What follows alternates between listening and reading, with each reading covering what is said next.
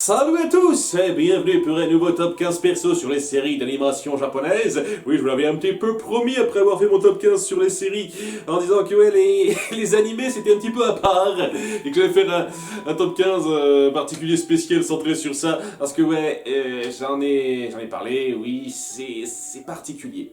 C'est particulier. C'est aussi pareil quand on a fait le sondage sur les séries d'animation qui vous parle non Disney, on s'est dit c'est vraiment à part les séries d'animation japonaises. C'est pas le même niveau de production, pas le même travail qui est fourni, on sent que c'est pas la même approche surtout. Il y a très peu de séries non japonaises vraiment où on a le sentiment que chaque épisode fait vraiment partie totalement d'un tout.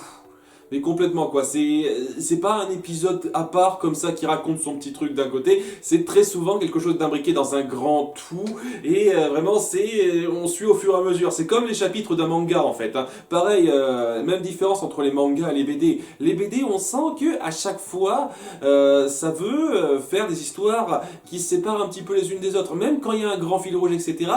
À de très nombreuses reprises, on sent vraiment que chaque BD est pensé pour être un truc très carré, très contenu, qui puisse se suffire à lui-même un petit peu, même quand c'est relié à quelque chose de grand. C'est, je pense, la chose principale qui les démarque des séries autres, enfin autres...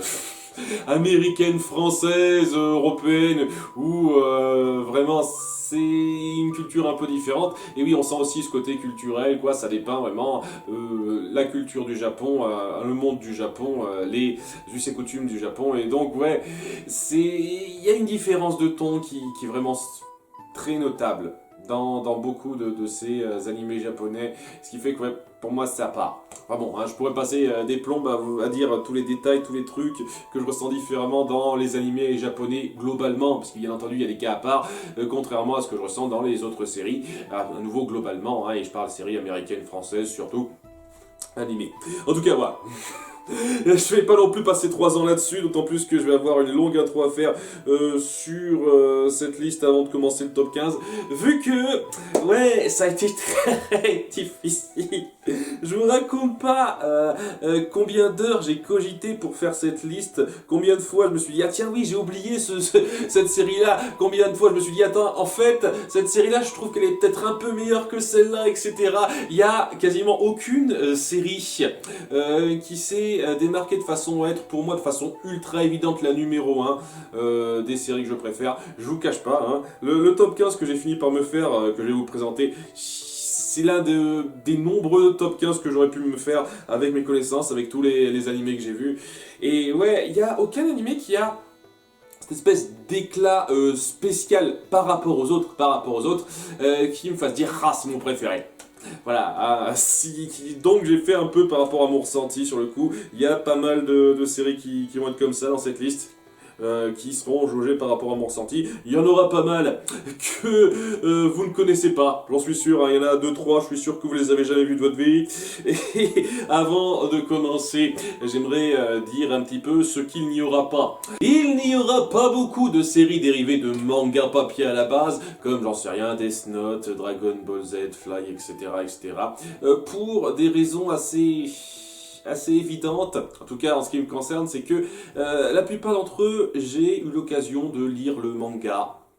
Et pour moi, c'est une version un peu au rabais du manga, même si ça reste pas mal, hein. Dragon Ball Z... Oui, enfin, plutôt Dragon Ball Kai, c'est pas mal, c'est vraiment pas mal, mais je préfère sur le manga, c'est un peu plus puissant. Et il y a deux cas un peu particuliers à dire là-dessus. Par exemple, dans le cas de Dragon Ball Z, c'est un cas vraiment de la série qui a vraiment bien marché, et donc on l'étale à fond. Ce qui fait que, ouais... Il y a énormément de choses qui sont rajoutées, qui cassent le rythme, qui gâchent l'impression qu'on a que les choses s'enchaînent de façon quasi parfaite dans le manga. On peut parler d'autres séries type Naruto par exemple, voilà, où on fait du filler à fond, où on étend les scènes. Voilà, ça gâche un petit peu le plaisir et je suis sûr que si vous connaissez pas le manga, ça peut vous gêner un petit peu, moins que moi, mais moi, dans beaucoup de cas, je connais le manga. J'ai suivi le manga et je me rends compte qu'il y a une grande différence de qualité dans la narration, dans le rythme, qui fait que je peux pas. Et il y a les cas inverses, avec les séries qui n'ont pas énormément marché en animé, et qui donc racontent qu'une petite partie de ce que raconte le manga. Hein, Fly, mon manga préféré, son animé s'est arrêté au tome 9. 9-10. Voilà, alors qu'il y a, il y en a beaucoup plus que ça, des tomes, il y en a 36. Donc, voilà, ça raconte à peine un tiers de ce qui se passe, et ça s'arrête au moment où ça commence vraiment à décoller et à devenir super. Donc, non, je peux pas apprécier cette série. Récemment, j'ai vu l'animé Denman Wonderland, et j'étais assez frustré de voir que ça se terminait en queue de poisson presque, avec cette espèce de fin ouverte où on n'a pas de réponse à tout.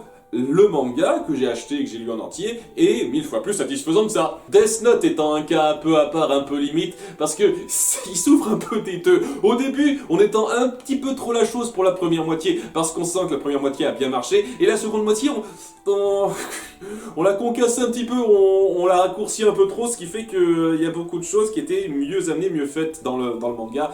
Et ouais, j'irai pas dire une seule seconde que c'est une mauvaise adaptation, sur bien des points, elle réussit beaucoup de choses, et je reconnais que l'intro, l'opening est super fun à écouter, vraiment il est super cet opening, mais il y a énormément de détails ci et là au fur et à mesure de l'anime qui ont fait que j'étais moins pris dedans que dans le manga, donc ça fait pas partie de mes animés préférés parce que le manga a fait mieux tout simplement.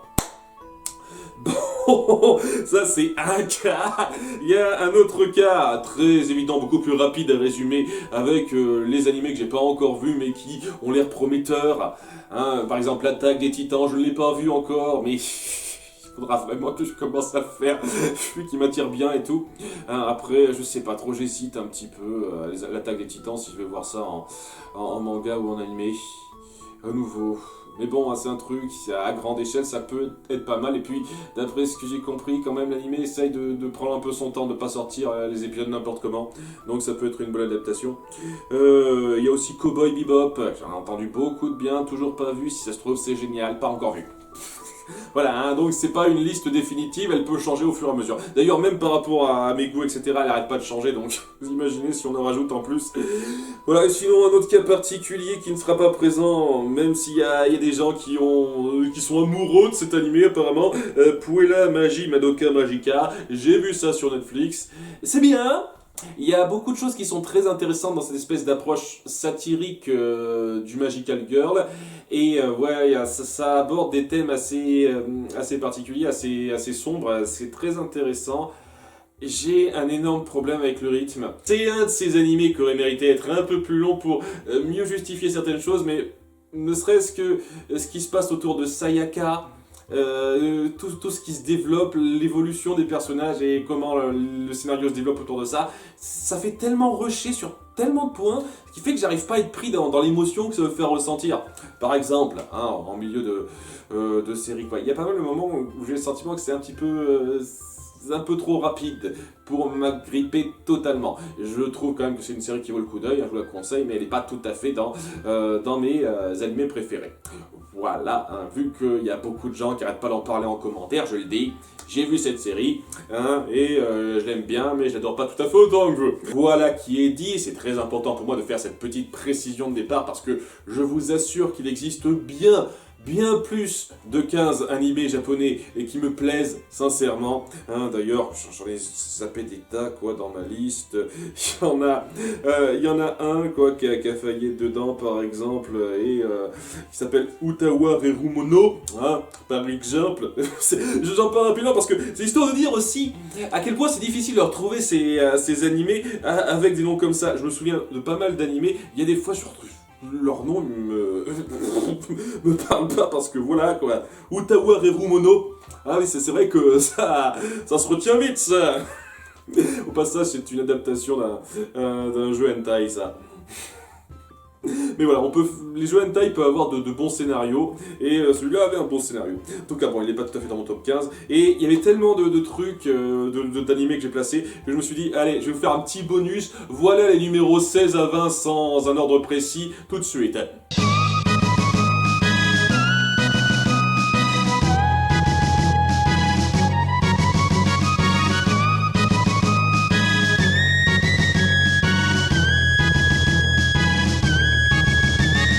Voilà, ceux-là ils sont pas passés loin, ils étaient même dans mon top 15 à certains moments, mais bon, il y a eu des changements au fur et à mesure, et donc voilà, c'est histoire d'en citer un peu plus que 15, parce que comme je l'ai dit, j'en ai vu des tas, et ouais, je suis même pas sûr de me souvenir d'absolument tous les animés que j'ai vus. En tout cas, ouais, on va pas perdre davantage de temps, en avant pour mon top 15 de mes animés préférés.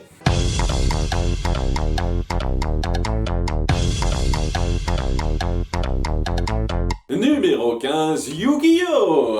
Allez, un classique.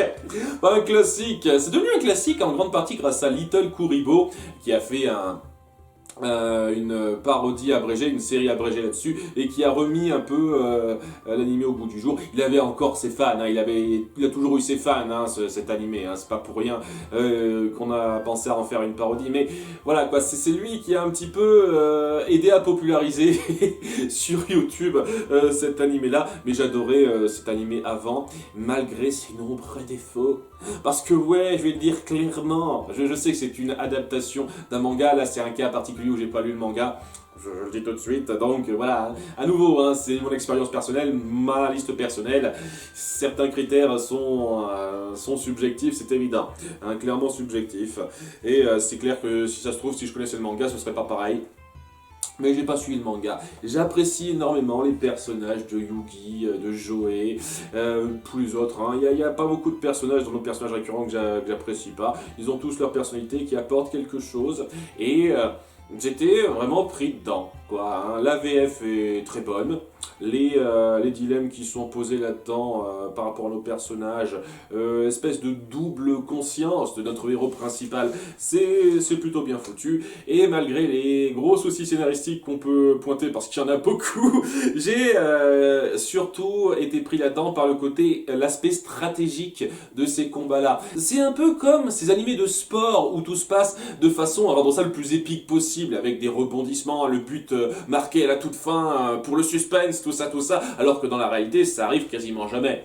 Ce genre de match, ça arrive quasiment jamais. Très souvent, on a des trucs qui sont qui ont pas autant de suspense, pas autant de chorégraphie, de moments forts entre concurrents, entre joueurs, tout ça. Et ben c'est pareil ici, quoi. Le jeu de cartes Yu-Gi-Oh!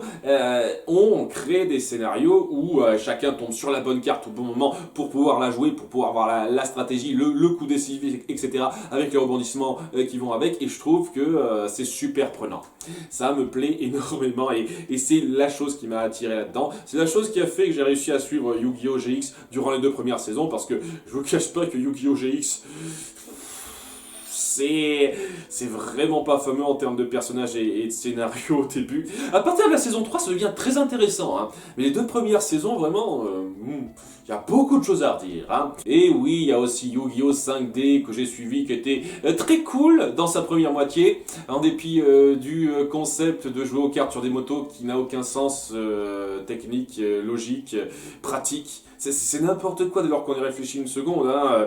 Les gens qui se plaignent de ça, je les comprends. Par contre, malgré ça, ça crée quand même de bons scénarios avec des personnages attachants, sympathiques et vraiment, oui, du suspense, de la tension, des bonnes stratégies et tout, hein. Vraiment. Le fait de jouer à ça sur des motos, je trouve ça complètement con, hein. Parce que le coup des motos, ça sert absolument à rien quand on y pense une seule seconde, quoi. Le coup des motos, ça permet juste d'avoir un facteur accélération, quoi. On a des étoiles d'accélération, hein, je sais plus exactement comment ça fonctionne, ça, qui permet d'effectuer certaines actions. Il n'y a pas besoin d'être sur une vraie moto qui roule pour ça, vous voyez ? Il n'y a pas besoin de risquer un accident pour mettre en place cette nouvelle règle. C'est complètement con. N'empêche, ouais, on arrive à passer outre et à apprécier le scénario, en tout cas pour moi. Et la deuxième moitié est un peu plus ennuyeuse. Un peu décevante par rapport à la première moitié dans Yu-Gi-Oh! 5D. Alors que globalement, Yu-Gi-Oh! Premier du nom, ça a plus me marquer, avec des personnages plus mémorables. une VF vraiment dont je me souviendrai toute ma vie, et une conclusion que j'ai trouvée vraiment touchante. Donc ouais, je peux pas ne pas le mettre dans mon top 15, malgré ses défauts qui sont loin d'être négligeables, nous sommes d'accord. Numéro 14, Lucky Star, un cas à part, puisque c'est une série qui n'a pas vraiment de scénario global où chaque épisode s'imbrique au fur et à mesure. Bon, il y a une continuité et des personnages qui sont vachement attachants, qui ont vraiment une personnalité très mémorable, notamment le personnage le plus marquant. Là, c'est un truc aussi. J'en ai parlé avec Utawa Rerumono, les noms des personnages, les noms spécifiques de certains animés, je les retiens jamais. Hein, c'est du dialecte japonais, excusez-moi pour le terme un peu péjoratif que ça peut renvoyer. Voilà, très souvent, j'oublie rapidement leur nom, quoi. Donc je suis désolé, hein, j'adore les personnages, je me souviens jamais de leur nom, et c'est le cas pour la quasi-totalité des animés que j'ai regardés. Donc, je m'excuse pour ceux qui le prendraient mal. Mais voilà, nos 4 héroïnes ont toutes des personnalités très drôles, très marquantes. Ça crée des scénarios un petit peu à la Seinfeld, si vous connaissez un petit peu, où nos héroïnes vivent une petite situation particulière dans leur lycée, où il se passe pas grand chose, mais c'est surtout des discussions, des décalages qui sont assez marrants dans la façon dont le personnage interagissent entre eux. Moi je trouve que c'est très marrant, ça sent l'ambiance qui marche très bien, et ouais, le petit délire de fin avec le karaoké, c'est juste le petit truc en plus, la petite cerise sur le gâteau qui marche bien. Je me souviendrai toujours maintenant du générique de Dragon Ball Z avec la voix chantée du personnage, hein. Si vous connaissez pas, tapez sur YouTube Lucky Star, Shala and Shala, et vous allez voir, vous allez passer un moment excellent. Alors en tout cas, pour moi, ça a été excellent. Enfin voilà, c'est une série drôle qui sait très bien réussir son humour, son ton comique, et pour moi, ça vaut vraiment le coup d'œil. Numéro 13, Excel Saga. Ouais, j'en ai parlé à quelques reprises, c'est hilarant, j'adore le peps du personnage central, c'est un de mes persos de fiction préférés, je le pense sincèrement, hein, même si je me suis pas étendu là-dessus, parce que c'est très simple de parler de cet animé, quoi. C'est du pur délire, un peu expérimental, mais qui passe très bien. Les interactions entre nos deux héroïnes, les nombreux délires qu'on pond, qui sont poursuivis, quoi. Il y a une continuité qui est pensée quand même, hein, avec ces espèces de petites créatures mignonnes qui, dès lors qu'elles sont un petit peu contrariées, prennent une sale gueule. Ce genre de truc, c'est bien pensé. Il y a une continuité qui se crée, qui se forme, qui est très intéressante. Et oui, ça crée des situations qui sont honnêtement hilarantes. Hein, j'adore le peps de Excel, j'adore la VO comme la VF. La VO est géniale, la VF essaye de suivre ça en se donnant un petit peu sa propre identité. Ce qui fait que ouais, il y a pas mal de références un peu françaises dans la VF qui passent, mais nickel. La VF d'Excel Saga est nickel, j'adore découvrir la VO comme la VF. C'est une super série pour passer du bon moment, et vraiment en termes de série comique, si c'est un peu votre genre, parce que je peux tout à fait comprendre que ce soit pas forcément le truc qui vous parle le plus, je pense qu'il y a de quoi vous faire avoir un bon fou rire pendant une bonne période de temps. D'ailleurs, si vous êtes prêt à encaisser du encore plus barré, je vous conseille un petit peu Puni Puni Poemi, fait par le même réalisateur, qui est encore plus grave. Après, c'est un peu court et ouais, c'est beaucoup plus absurde encore. C'est particulier, hein, c'est difficile de rentrer dedans, je peux comprendre. Numéro 12, Angel Beats. C'est un animé un petit peu comme Puella Magi, Madoka Magica. Ce nom, j'ai énormément de mal à comprendre pourquoi on rajoute le magie devant. C'est bizarre, quoi. Enfin, c'est un détail.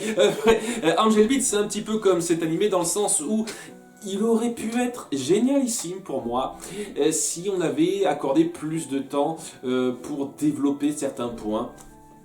Et c'est ça le problème, quoi. Il y a une partie à la toute fin où on sent qu'ils avaient plus le temps de raconter ce qu'ils voulaient raconter, et donc on a une conclusion un petit peu rapide pour amener la conclusion sur nos personnages. Et c'est dommage, si on avait étalé ça sur 4-5 épisodes de plus, rallongé ça 4-5 épisodes, ça aurait été vraiment, je pense, mon animé préféré de tous les temps.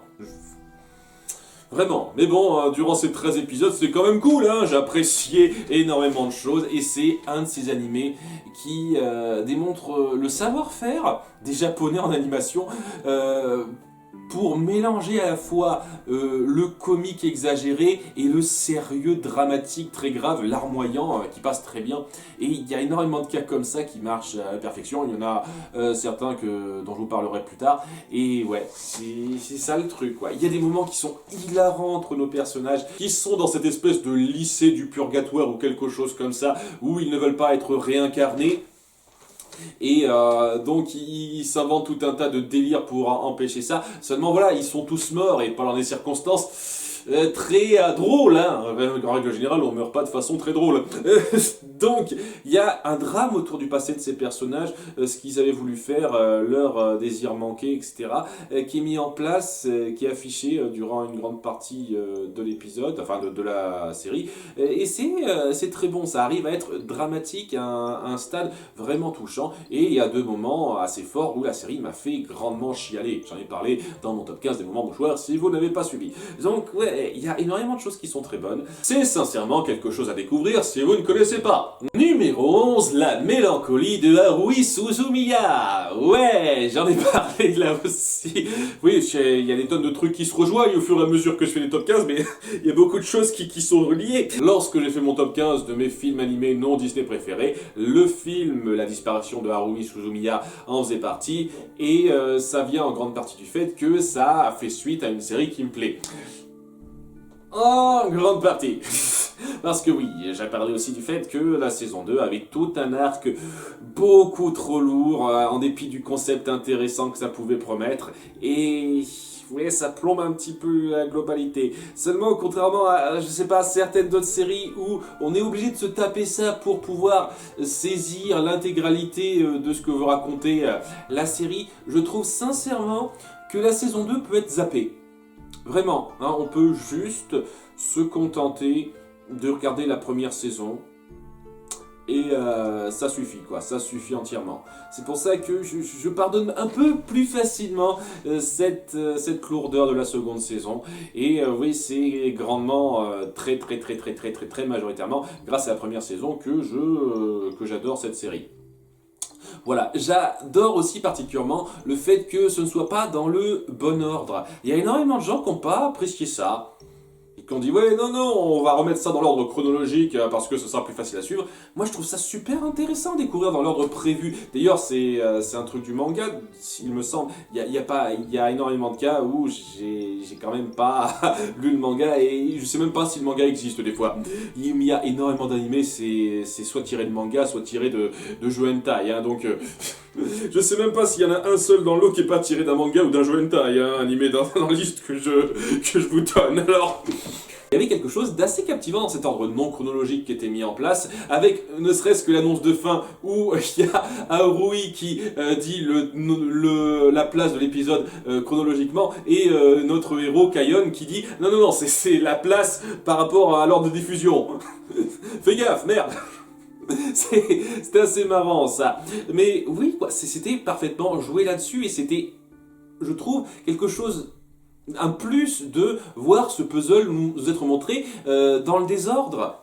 Moi, ça rajoutait quelque chose. Et après coup, si on veut, on peut se faire ça dans l'ordre chronologique. Et je trouve que ça rajoute quelque chose dans l'expérience, ça. Parce que ouais, j'en ai pas parlé en détail, mais oui, on suit donc Haruhi Suzumiya, qui est une déesse. Hein, sans le savoir, et donc elle va être entourée de différents personnages, surtout notre héros principal Kayon qui est terre à terre. Et il va y avoir des tas de situations où elle a envie de faire des choses grandioses, fantastiques, etc., sans se rendre compte qu'elle est elle-même grandiose et fantastique. Vraiment au sens direct du terme. Il y a beaucoup de mises en scène qui sont très bonnes, très drôles, de liens de personnages qui sont très attachants. Et oui, je le redis, le film La disparition de Haruhi Suzumiya a su parfaitement exploiter ça pour bien appuyer ces liens qui sont formés, surtout par rapport à certains personnages. Et j'ai été vraiment pris dans ce ton, dans cette ambiance, dans cet univers que vous vouliez instaurer, et même le désordre qui a été prévu au départ a été, je pense, quelque chose en plus qui démarquait cet univers. C'est vraiment un univers, un ton qui se démarque, cette série, et pour moi ça a fait mouche. Numéro 10, Sword Art Online. Ouais, j'ai bien aimé cette série. Alors je sais plus si je m'étais arrêté à la saison 2 ou 3. Je vous cache pas je crois que c'est vers la fin de la saison 3, ça commençait un petit peu à tourner en rond parce que ils ont plus grand chose à raconter, donc ils créent de nouvelles situations où faut revenir sur tel personnage, où nos héros doivent retourner dans le monde du jeu vidéo, etc. C'est un peu dommage. Je trouve que ça aurait gagné encore plus en force si au début on avait fait plus durer cette situation où nos personnages étaient vraiment piégés dans cette espèce de MMO. Dans lequel il se trouve, ça aurait été plus fort. Le truc, c'est que bon, allez, excusez-moi, je vous spoil un peu ça, mais il va y avoir un changement et on va changer un peu d'univers au fur et à mesure. Donc je garde quand même un petit peu la série en entier parce que je trouve quand même que la saison 2 et même la saison 3 ont beaucoup de bons points, de choses qui sont très plaisantes, en mettant en place des situations, des conflits sur ces univers qui sont, je trouve, très sympathiques, très rythmés à voir. Les liens entre personnages, cette espèce de frontière entre la vie réelle et la vie à l'intérieur du MMO qui se crée, je trouve qu'il y a une espèce d'équilibre qui se crée au fur et à mesure, qui est très sympathique à voir, beaucoup plus subtil que ce qui a été fait dans un certain film. Il y a quelque chose d'assez bon là-dedans, dans cette espèce de conflit qui se fait d'un côté et de l'autre, c'est-à-dire dans le monde du MMO et dans le monde réel, quoi, et cette espèce d'équilibre qui doit se trouver. C'est pour ça que malgré le fait que je trouve un peu dommage que vous ayez un peu expédié certains points dans la première partie où nos héros sont piégés dans le monde de Sword Art Online, et ben n'empêche que vous allez quand même su rebondir sur pas mal de choses très intéressantes dans la suite, ce qui fait que j'ai vraiment apprécié. Voilà, les personnages sont sympathiques, pas non plus sensationnels, il n'y en a aucun qui m'aura énormément marqué, mais ils ont leur personnalité qui va bien et les liens qui se forment. Il y a un passage que j'ai trouvé très joli, très touchant entre nos deux héros centraux et qui forme quelque chose avec une IA, un espèce de lien particulier avec une IA, c'était très bon ça aussi.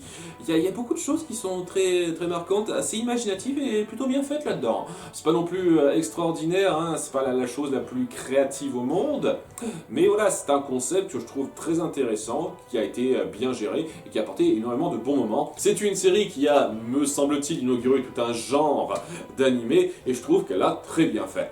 Numéro 9, Nodame Cantabile. J'adore cette série sur beaucoup de points, en dépit des problèmes que j'ai à la fin. Voilà, hein. J'ai un gros problème sur la fin, dont j'ai déjà parlé aussi dans mon top 15 de mon mouchoir. Comme je le dis, hein, rappel à fond, hein, que du rappel.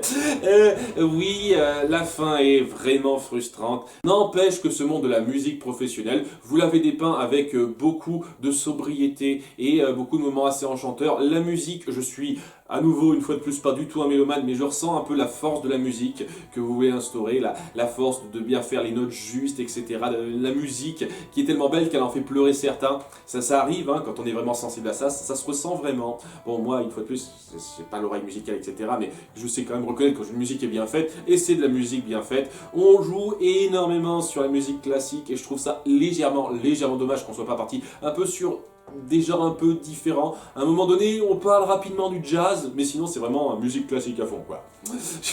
J'aurais pas été contre qu'on en fasse un petit peu plus sur d'autres types de musique, histoire de varier un chouïa, mais vraiment c'était très prenant, et surtout, ce qui fait que j'adore cette série le plus, c'est nos deux personnages centraux, qui sont vraiment touchants, vraiment mignons.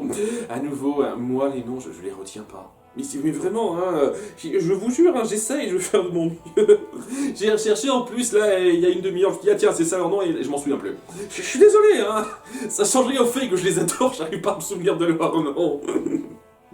Mais ouais, le héros central, le mec qui veut devenir chef d'orchestre, cette personnalité un peu sérieuse, tandis que la fille qui le suit, qui est du genre beaucoup plus légère, a une personnalité assez un peu chaotique, là, qui tombe amoureuse de lui, et lui qui tombera de façon beaucoup plus lente amoureux d'elle. C'est très joli, très bien fichu, il y a des moments très comiques là-dedans qui passent très bien, des moments très touchants en termes d'émotions de romance là-dedans, sans en faire des caisses, sans vraiment en devenir une comédie romantique ou quoi que ce soit. C'est juste naturel, ça passe naturellement.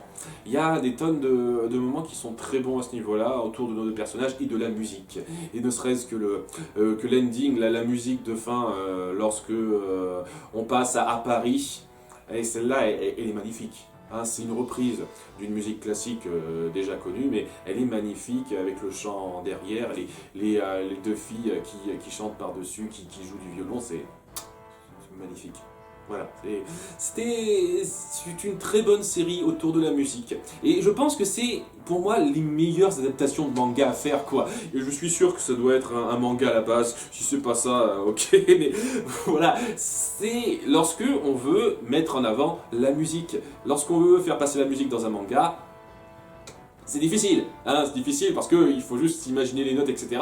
Alors quand on l'a fait écouter la musique via l'animation et donc le son de l'animé, et ben c'est beaucoup plus fort. Ce qui fait que oui, ça c'est clair et net, je suis sûr que Nodame Cantabile est plus intéressant en animé qu'en manga. Sauf si vraiment le scénario est 1000 fois plus profond dans le manga. Numéro 8, Code Geass. Et non, je vais pas dire Code Geass, je sais pas comment ils disent. Moi je dis Code Geass, ça se dit Geass en américain. Ils disent pas Geass en américain, à ma connaissance, donc je dis Geass. Voilà, hein, donc c'est un cas particulier. Alors je sais même pas, une fois de plus, s'il y a un manga. Donc si ça se trouve, dans un futur lointain, je comparerai au manga et j'aimerais moins, c'est pas impossible. Mais j'apprécie énormément les conflits politiques qui sont mis en place avec Lelouch. Oui, je me souviens de son nom à lui quand même. Lelouch et Suzaku, hein, c'est son ami, il me semble qu'il s'appelle comme ça. Les autres, c'est pas la peine. Hein, c'est déjà, je me souviens de 2 personnages, c'est déjà bien. Hein, c'est énorme par rapport à d'autres séries. Qui veut donc un petit peu faire son insurrection, reprendre Britannia, après donc une situation qui est mise en place au début où vraiment c'est la Grande-Bretagne qui a conquis un peu le monde entier, avec le Japon qui essaye de se rebeller, lui qui y participe mais avec des intentions moins nobles, et toute une révolution, tout un groupe de gens qui le suivent pour mener ça à bien, tandis qu'il tombera sur un truc surnaturel avec une fille qui lui donnera le pouvoir de l'œil, le code Geass, qui lui permet donc de commander aux gens ce qu'il veut. Seulement, il y a des limitations, il y a quelque chose à faire, ça peut pas se faire aussi facilement. Hein, c'est pas un scénario de hentai très facile où on peut manipuler qui on veut, comme on veut, n'importe comment. Il y a des règles, et c'est très intéressant de voir se mettre en place une stratégie de la part de Lelouch pour arriver à mettre de plus en avant la révolution qui était déjà en place, pour en être le chef, etc. Tandis qu'il y aura des conflits à côté. On fera évoluer certains personnages, et vous voyez, il y a des personnages au début que je trouve détestables dans leur mentalité, dans la façon dont ils la montrent, mais qu'on a réussi à racheter un petit peu. Il y a beaucoup de personnages qui ont la fin qu'ils méritent. Et des conclusions qui sont très, très satisfaisantes. J'étais grandement pris là-dedans. Et j'ai oublié de vous parler d'un détail qui est assez anodin pour moi, et ce qui fait que c'est un cas très particulier, cet animé, c'est que oui, c'est du mecha. J'ai jamais été particulièrement fan de mecha. Et la raison pour laquelle, bon, la partie mecha ne me sort pas particulièrement de l'animé. Je cache pas que ouais, ces combats en mecha, ça passe, hein. Je déteste pas non plus quoi, hein, du combat de mecha bien fait, ça peut être pas trop mal, mais ça n'a jamais particulièrement aidé à me prendre dans une histoire, et la raison pour laquelle ça ne me gêne pas ici, contrairement à d'autres cas, c'est que le scénario vraiment repose sur énormément de choses qui n'ont rien à voir avec ça. Ça aurait pu être autre chose que des mechas avec quoi ils se battaient, et ça aurait été pareil, quoi. Le scénario aurait pu se jouer pareil. Le mecha, c'était une façon de jouer sur un des trucs, des animés qui fonctionnent bien. Et bon, c'est pas les trucs qui m'attirent le plus, mais ici, on sent que c'est vraiment un moyen à côté, et ça m'empêche pas d'apprécier vraiment le scénario autour, qui ne repose quasiment uniquement pas sur ça. Numéro 7, Sakura, chasseuse de cartes. Ah, un animé de ma fin d'enfance. J'ai découvert ça quand j'étais jeune ado. Aux dernières nouvelles, c'est 1998-1999, il me semble. J'avais 13 ans, quelque chose comme ça, quand j'ai découvert cette série, et c'était fun. C'était fun dans un sens particulier, parce que c'était une ambiance particulière où il n'y avait pas vraiment de grands méchants, il n'y avait pas de personnes détestables là-dedans, c'était vraiment des gens particuliers qui interagissaient entre eux avec des menaces qui viennent par rapport aux cartes magiques qu'il faut un peu calmer, qu'il faut un peu dompter pour que Sakura devienne la nouvelle maîtresse des cartes, la nouvelle chasseuse de cartes. Et ça se fait en 2 temps, la première saison où les cartes doivent être capturées et la seconde où elle doit vraiment les dompter, quoi, en devenir la maîtresse et succéder un petit peu à celui qu'il y avait avant. Et la mise en place est très intéressante où les conflits sont là mais ne sont pas amenés par une quelconque mesquinerie, une quelconque méchanceté, et où les liens entre personnages ont quelque chose d'un peu naïf, mais assez mignon. Et ouais, j'apprécie cette ambiance-là. J'ai vraiment été pris par le ton de cet animé où il n'y avait pas vraiment de mesquinerie, où il n'y avait pas vraiment besoin de la part des scénaristes de créer du conflit entre personnages un peu forcés, disputes, etc. Il y avait aussi une belle créativité, une belle inventivité dans énormément de design parce que chaque carte a vraiment sa spécificité et son design. Et en plus de ça, il y a l'ami de Sakura qui lui crée de nouvelles tenues à chaque fois parce qu'il est obsédé par Sakura. C'est un peu glauque, mais c'est traité de façon à ce que ça se ressente pas trop non plus, quoi. Qu'on comprenne un peu la gêne que ça occasionne sans aller trop loin non plus. Et ouais, il y a énormément de trucs comme ça que j'ai grandement apprécié. La fin, un peu rapide malheureusement, je pense que c'est la chose que j'aurais un peu regretté dans cette série, mais j'ai énormément apprécié l'ambiance, j'ai énormément apprécié les personnages, les liens qui se créent entre eux, les relations vraiment amoureuses qui se forment sont assez jolies. Et une fois de plus, lorsque les gens viennent crier au génie dans la légende de Korra, parce que ça ose montrer un couple gay à la fin, ça a largement été fait avant, avec cette série notamment. Et c'était très bien foutu. Très bonne série pour moi qui tient encore le passage du temps. Numéro 6, Higurashi no Nakokoloni. Ou bien Inazuka, le village maudit. C'est bien comme ça que j'écris. À nouveau, j'écris comme une quiche. Je me souviens surtout du nom japonais, pour une fois. Ouais, c'est un animé assez spécial vraiment en 2 temps, quoi. La première saison, ça pose un cadre assez horrifique où il y a différents scénarios qui se passent de façon pas très liée entre eux, où on remonte dans le temps, on sait pas pourquoi, une espèce de malédiction qui se met en place, et vraiment le côté horrifique là-dedans est très fort, en dépit de fait de montrer des personnages qui sont très attachants au premier abord. Mais voilà, ils sont attachants au premier abord, ça change rien au fait qu'il y a des situations horrifiques qui leur arrivent, et on est un peu surpris, un peu paumé là-dedans. C'est pour ça qu'il y a la seconde partie, la seconde saison, où on revient un petit peu sur la signification de cette malédiction et comment on va un petit peu s'en sortir. Voilà, c'est en 2 temps et je trouve ça très bien foutu, quoi. Parce que le premier, c'est vraiment de l'horreur, hein. C'est une série d'horreur, hein, un peu psychologique, surtout psychologique, mais c'est de l'horreur bien foutue. Et le second, même si ça continue un petit peu sur l'horreur, c'est surtout du mystère et du fantastique à résoudre par la suite. Et je trouve ça vraiment très bien rendu dans la narration, très bien rendu dans la mise en scène, dans les liens entre personnages. J'étais énormément pris là-dedans et j'ai pas grand chose à en dire de plus. Ce que je pourrais en dire, c'est que ouais, il y a eu quelques OAV bonus dont on serait honnêtement passé. Je trouve qu'ils apportaient pas grand chose, mais bon voilà, c'est du bonus. C'est pas grave, hein. En soi, cette série est très efficace, à de très bons moments. Il y a quelques petits passages de latence parce que, ouais, quoi, c'est un bloc suite à l'autre et des fois, oui, il y a ces petits moments où ça ralentit, il y a ce petit problème de rythme qui peut se ressentir légèrement, mais globalement, c'est très bien foutu, très bien écrit et vraiment, c'est une série que je recommande si vous êtes fan du genre. Numéro 5, Shion no Who. Oui, je suis sûr que vous le connaissez pas du tout, celui-là. Si ça se trouve, il y en a qui connaissent, bah super, bienvenue au club, on n'est pas très nombreux. Alors, Shion no Who, ça se centre sur notre personnage central qui s'appelle Shion, il me semble. Ça, je trouve une grosse connerie. Il me semble qu'elle s'appelle Shion, oui. C'est pour ça que c'est le titre. En tout cas, ouais. Qui est une joueuse de shogi. Le shogi, je sais jamais comment ça se prononce. J'ai toujours du mal avec ça aussi. Bref, le shogi, c'est une sorte d'échec plus complexe. voilà, où il y a plus de types de pièces, donc c'est plus compliqué, il y a plus de stratégies à faire, voilà, c'est plus complexe. C'est ça le shogi, c'est des échecs en plus complexe. Elle est un peu particulière dans son genre, puisque elle est muette, et dans le sens où elle ne peut plus parler à cause d'un traumatisme qu'elle a vécu enfant, et donc ça lui crée une espèce de personnalité un peu particulière parce qu'elle ne peut pas communiquer directement avec les autres, elle parle soit en écrivant, soit en faisant des signes, etc.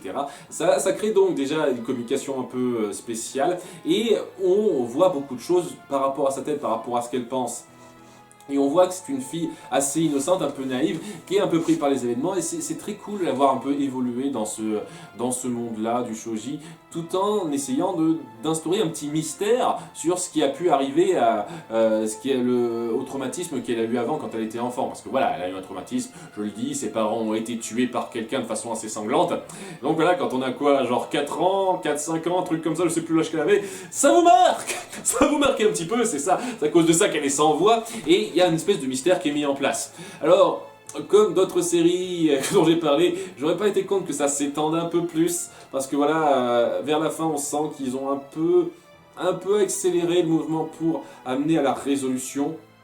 Mais en dépit de ça, j'ai été énormément pris par les ambitions de notre héroïne, des coprotagonistes, parce qu'il y a 2 autres personnes qui veulent un peu monter dans le monde du shogi. Il y a vraiment cette espèce de représentation de la nouvelle génération qui essaye d'être au même niveau que les anciens et qui ont fait leurs preuves. Eux, ils doivent faire leurs preuves. Et c'est plutôt bon, hein. Et pour quelqu'un comme moi qui n'y connaît rien en shogi, honnêtement, les règles...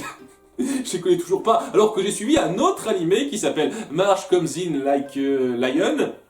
Voilà, il me semble que c'est ça, qui parle également de shogi. On essaye d'expliquer un peu plus les règles. Ouais, j'arrive à comprendre vaguement les règles. Je compte, j'arrive pas à suivre les stratégies ou quoi que ce soit. Je suis une quiche. J'ai jamais réussi à pondre la moindre stratégie aux échecs. Les rares fois où j'ai essayé d'y jouer, je suis nul par rapport à ça. Malgré tout, j'ai suivi ça avec d'une traite, quoi, sans m'arrêter. C'est une série que j'ai vue 3 fois.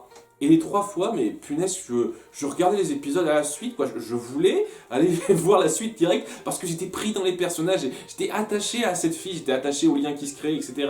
Et ouais, les moments forts, un peu émotionnels qui sont pris là-dedans, notamment lors de la révélation de fin sur qui est le méchant derrière, comment le vit notre héroïne principale par rapport aux liens qu'elle a formés, etc. Il y a pas mal de moments comme ça qui sont super prenants, super touchants. Et ouais, je regrette juste de cette série et pas eu un peu plus de temps, pas eu un peu plus d'épisodes pour être quasi parfaite dans ce qu'elle voulait raconter.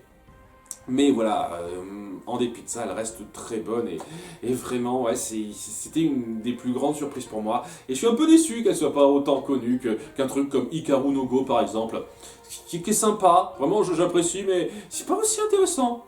Je trouve que ça t'étire un petit peu trop pour pas grand chose au bout du compte. Et les personnages, même s'ils sont sympathiques, sont pas aussi marquants. Alors qu'à côté, je trouve que Shiren no Yu est pour moi l'un des meilleurs du genre. Numéro 4, Black Lagoon. Et une fois de plus, je me souviens plus des noms des personnages. Alors on suit donc un milieu un peu de la pègre, c'est pas vraiment de la mafia, hein, un milieu quoi, où il faut gérer un petit peu des affaires louches pour arriver à bien s'en tirer. Donc il y a des cas de chasseurs de primes, etc. Et c'est vraiment un petit peu ce que seront nos personnages, espèces de chasseurs de primes qui seront payés à faire certaines missions qu'on leur à Loura, hein, s'ils acceptent de les faire.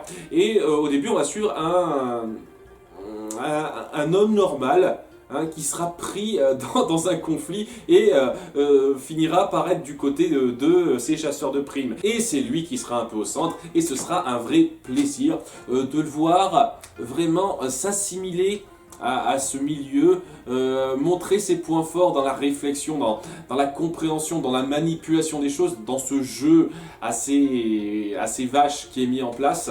Et il y a énormément de situations qui sont très fortes là-dedans, quoi. Au fur et à mesure, on créera des scénarios, des arcs qui seront assez longs sur différents personnages, et à chaque fois on sentira une espèce d'implication personnelle de notre héros, et aussi de la fille et du mec qui l'accompagne, hein, surtout de la fille, parce que voilà, elle veut cacher qu'elle a des sentiments pour lui, mais c'est genre un grand garçon manqué celle-là, donc elle peut pas trop l'affirmer en étant direct, sans en être non plus une tsundere, peut-être un tout petit peu. C'est pas pareil, c'est pas le principe de la tsundere, je trouve. Hein. C'est un peu différent. Hein. Mais voilà, il y a une relation très intéressante entre eux. Un peu déçu qu'il n'y ait pas eu de vraie concrétisation, en tout cas là où je me suis arrêté. Peut-être qu'il y a eu des épisodes en plus.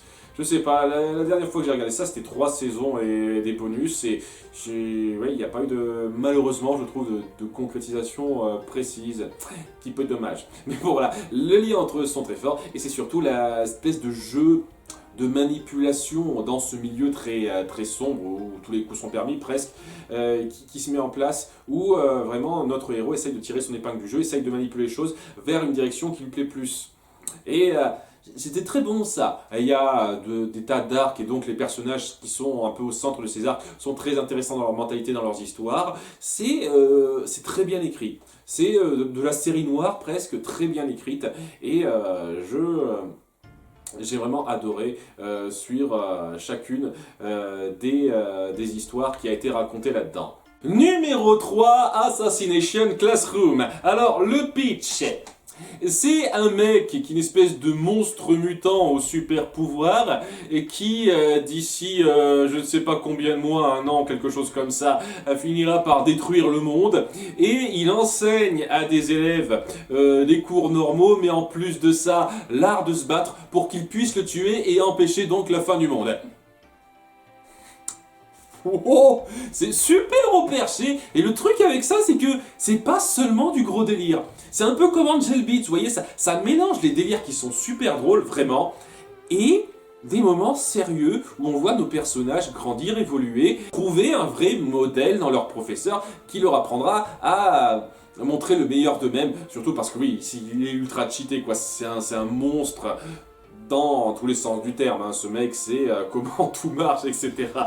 Alors, il y a des choses qui me gênent un petit peu dans la mise en scène, à 2-3 moments, certains trucs qui sont un peu trop rapides, des trucs qui nous fourrent un peu vite, mais voilà, c'est des petits moments ci et là dispersés. Globalement, c'était un enchantement de voir ça, de voir ces personnages, toute cette classe, être développée, et partir avec cette conclusion qui approche de plus en plus, où on se doute bien qu'il va falloir qu'il le tue à un moment ou à un autre. Il va falloir un peu mettre un terme à l'intrigue qui est mise en place par rapport au fait que ce professeur doit être tué si on ne veut pas qu'il détruise le monde. Donc c'est assez joli de voir ces élèves au début être totalement fermés à ce professeur et petit à petit s'attacher à eux, à en voir un modèle pour le final qui a lieu, qui m'a grandement ému lui aussi. J'en dirai pas plus, mais oui, ça m'a grandement ému. Et oui, c'est ce genre de truc, de série, où on s'attend vraiment pas à ce qu'il y ait un tel développement de personnages, ou à ce qu'on s'attache autant à nos personnages et à leur développement. Et quand à la fin on se rend compte de ça, quand on est pris dans l'émotion de fin, on se dit, punaise, vous avez réussi quelque chose de très fort à partir d'un concept qui promettait pas autant que ça, bizarrement, mais qui en a délivré tellement plus que ce qu'il promettait. Et c'était vraiment joli, à la fois très drôle et à la fois très joli par moments. Numéro 2, Detective Academy Q. Là aussi, je pense que vous ne devez pas être très nombreux à connaître. Alors, Detective Academy Q, c'est donc une école de détectives. Hein, où on embauche ceux qui voudraient devenir de grands détectives, des personnes qui peuvent vraiment réfléchir de façon claire à des crimes, résoudre des énigmes, des mystères importants. Et donc on va suivre plusieurs personnages qui viennent d'y entrer avec leur lien particulier, leur personnalité, leur spécificité, leur qualité particulière, parce que voilà, il y en a deux qui sont vraiment doués pour la déduction, etc., mais d'autres qui sont plus doués pour autre chose. Il y a un de nos personnages, c'est une fille qui est douée pour tout ce qui est mémoire, elle se souvient de tout, elle a la mémoire photographique des choses, et elle sait très bien se débrouiller avec ça. Il y en a un autre qui est plus capable dans le sens où il peut bien se débrouiller physiquement, quoi. Chacun a sa spécificité, et on voit vraiment nos personnages être un petit peu éduqués, savoir vraiment les ficelles du métier au fur et à mesure qu'ils résolveront des enquêtes un peu sous la tutelle de cette académie, et c'est très bon. Voilà, c'est très bon, les enquêtes qu'on crée sont très sympathiques à suivre, les mystères, vraiment je suis pris dedans, et les résolutions sont vraiment très surprenantes par moments. Il y a même un moment où ça fend le cœur par rapport à ce que signifie le crime d'une certaine personne, et surtout le temps qu'on a mis pour instaurer ça, parce que vraiment, il y a des trucs qui sont en 5 ou 6 parties, hein. C'est des mystères qui sont en 5 ou 6 parties, hein. On prend le temps d'instaurer ces mystères-là. C'est vraiment cool de voir ça. C'est vraiment cool de voir ça. On instaure un univers où il y a vraiment matière à croire que ça peut se passer comme ça, c'est crédible, vraiment, ça arrive à être crédible, et vraiment les liens entre personnages, une fois de plus, sont très bons, hein, on voit un petit peu cette attache qui se crée entre trois de nos personnages principaux, il y a une espèce de triangle amoureux un peu bizarre qui se met en place, à la fin on donne une réponse un peu vite sur qui doit finir avec qui malheureusement, ça aurait été cool de rester plus dans le mystère, parce que ouais, le seul problème que j'ai, et vraiment c'est le seul problème que j'ai, en plus d'un petit épisode girl power un peu forcé à un moment donné, mais bon là c'est une parenthèse, le seul problème que j'ai c'est vrai qu'il y a une conclusion un peu rapide, un peu trop rapide. Et ouais, j'ai essayé de trouver le manga, parce que je pense qu'il doit y avoir un manga de départ pour pouvoir avoir plus de ça, pour suivre davantage ces personnages, je ne l'ai pas trouvé en français. Alors peut-être que j'ai pas bien cherché, ou peut-être que maintenant il y a une nouvelle édition, ça fait un petit moment que j'ai pas cherché. Je vais essayer de refaire une recherche. Et ouais, j'aurais pas été contre suivre ça en plus. Si ça se trouve, ça marcherait mieux en manga. Donc pour l'instant, je mets ça en parenthèse. Peut-être que ça perdra des places quand... dans le futur. En tout cas, oui, j'étais pris là-dedans. J'étais pris dans nos personnages, leurs personnalités, leurs différentes capacités, la façon dont les mystères sont mis en place et les liens qu'ils forment. Je trouve que c'est super bien écrit là-dessus. Et je trouve que c'est le deuxième meilleur animé de mystère que j'ai jamais vu, parce que le numéro 1 se trouve être... Bible Black. Non, je déconne. Encore que c'est pas si mal que ça, hein. Même sans prendre en compte le côté hentai. Non, non, non. Mon préféré, c'est Détective Conan. Alors, ça c'est un des rares cas où je trouve que ça... que le côté on pousse, on tire la corde marche bien. Et vraiment, je vous jure, c'est quelque chose pour ma part de dire ça, parce que quand je sens vraiment qu'on veut à tout prix exploiter un gimmick, exploiter un concept à fond et perdre un petit peu la force de ce que l'histoire voulait raconter, ça gâche grandement l'immersion. Et oui, c'est le cas pour Dragon Ball Z, totalement. Hein. J'arrive à être beaucoup moins pris dans l'anime à cause de ça. Par contre, Détective Conan, très vite, je me suis dit, je préfère suivre l'anime au manga, parce que le concept, pour moi, a vraiment cette capacité à pouvoir être étiré très longtemps. Mais vraiment très longtemps. On en est à quoi? Ils ont dit de passer l'épisode 1000 maintenant. Là, je me vois ça un peu par bribes, quoi. Je pense que je m'en suis arrêté à l'épisode 750, un truc comme ça. Je pense qu'il n'y a aucune série que j'ai suivie aussi longtemps que Détective Conan. Vraiment, aucune. Donc voilà, voilà, ça c'est... Je suis tellement pris par le concept énigme à résoudre et les personnalités de nos différents personnages. On crée des personnages, on met en place une grande situation, un statu quo qui bouge très lentement. Ah, ça c'est un petit peu le souci qui peut être un peu frustrant pour certains. C'est vrai que ça avance très lentement, mais ça avance un petit peu. Il y a des changements de statu quo qui se mettent en place et même si dans la mentalité de certaines choses, je pourrais avoir des trucs à redire, je suis tout simplement pris là-dedans. Je suis pris par nos personnages, je suis pris par la quasi-totalité des enquêtes, qu'elles soient canon ou pas. Parce que oui, il y a beaucoup d'enquêtes qui sont rajoutées pour étirer ça, mais même les enquêtes rajoutées pour étirer, à quelques exceptions près, je suis pris dedans, quoi. Elles sont bien pensées, il y a des mystères à résoudre, et très souvent, on crée un petit peu le drame dans ces coupables, quoi. Il y a une diversité dans les coupables. Certains sont vraiment des sales enculés, certains sont vraiment des gens qui ont été pris par les événements, et d'autres c'est vraiment super tragique. Il y a quelque chose comme ça. On essaye d'appuyer le fait que le meurtre qui se met en place, c'est pas rien. Il y a pas mal de moments comme ça qui sont très forts, qui m'ont véritablement touché. On appuie énormément de situations, on reprend énormément de personnages. C'est un univers tellement vaste et riche, avec tellement de mystères, tellement d'énigmes, qui à chaque fois arrivent à se renouveler un petit peu. Vraiment, je les salue pour ça, plus de 700 épisodes, et j'ai pas l'impression, j'ai très peu l'impression que ça s'essouffle.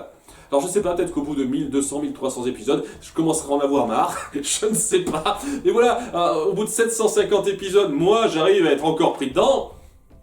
Chapeau bas, hein, je pense qu'aucune autre série pourrait y arriver. Et c'est pour ça que ça mérite d'être numéro 1 pour moi, même si je pense qu'en termes de qualité globale, dans ce que j'ai listé, il doit y avoir un petit peu mieux fait que ça. Voilà, comme je dis, il y a certaines décisions qui sont un peu discutables. Je pourrais discuter des heures et des heures de Détective Conan avec tout ce que j'ai suivi, hein. Voilà, hein, je ne peux pas parler en détail de tous les personnages, hein, ceux qui ont suivi les connaissent. Il y a des décisions par rapport à Shinichi qui veut pas dire à Ran pourquoi qu'il est quoi, qu'il est en réalité Shinichi quoi, Conan. Il lui dit pas pour des raisons à la con. Ah, je pourrais m'étendre des heures pour dire pourquoi cette raison est stupide, par exemple. Mais voilà, ça crée quand même des bonnes situations, des bons moments très forts entre eux. En fait, pour chaque défaut que j'y vois toujours une qualité rattachée. Donc c'est pour ça que j'arrive pas à en vouloir grandement à cette série pour ses défauts, même si elle en a, hein, je reconnais. Mais voilà, je suis pris dedans. J'ai adoré la VF au passage. Malheureusement, elle n'aura pas duré très très longtemps. Mais vraiment, je trouve que les voix étaient bien choisies. Et ouais, ça aurait été très difficile, je pense, de poursuivre ça parce qu'il y a beaucoup de trucs qui sont très japano-centrés, hein, sur la façon d'écrire les kanji, etc. Il y a énormément d'épisodes qui, je suis sûr, seraient pas passés. Serait pas passé en VF. Pour moi, c'est juste un délice de série policière qui sait parfaitement exploiter sa popularité parce que c'est genre l'une des séries les plus populaires au Japon qui soit. En France pas trop, hein, ça n'a pas su autant marcher, mais au Japon elle est ultra populaire et vraiment je comprends pourquoi quoi. Il a une formule qui marche tellement bien que j'arrive encore à avoir envie de la voir. Et je pense que d'ici pas longtemps je rattraperai un petit peu le retard que j'ai eu sur les dernières saisons parce que c'est vrai que ça commence à faire un petit moment que j'ai pu suivre la suite. Mais voilà. En dépit du fait que ça avance un peu trop lentement, l'intrigue canon, etc., j'arrive pas à voir de meilleure série pour représenter vraiment ce qui, pour moi, fait qu'une série marche le mieux. Je suis sûr qu'il y a d'autres séries qui vaudraient mieux que ça par rapport à mes critères, mais j'ai une attache particulière et il n'y a aucune autre série qui a su m'agripper autant de temps. C'est pour ça que ça vaut cette première place pour moi. Sans compter la quasi-trentaine de films dérivés qu'on a fait là-dessus, il y a énormément de choses à voir dans Détective Conan. Et si vous vous y jetez tout de suite, vous aurez largement de quoi passer le temps. Largement. En tout cas, c'est terminé. Merci d'avoir suivi. N'hésitez pas à faire partager vos propres animés préférés dans les commentaires. Je serai très curieux de voir ce que vous aimez le plus, vous. Merci, à très bientôt.